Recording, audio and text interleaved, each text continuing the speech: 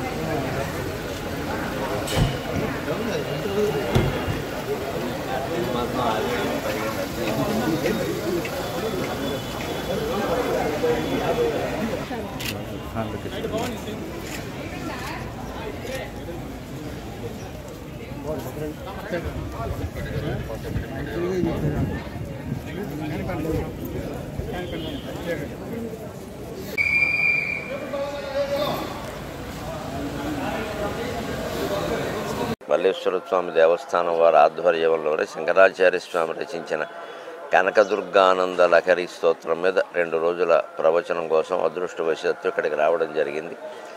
ఆ సందర్భంగా కార్తీక మాసమైనా ఆదివారమైనా తప్పనిసరి అమ్మవారి యొక్క దర్శనానికి వచ్చాం. భక్తులు మమ్మల్ని మన్నించాలి, మా కోసం అందరినీ ఆపేస్తారు.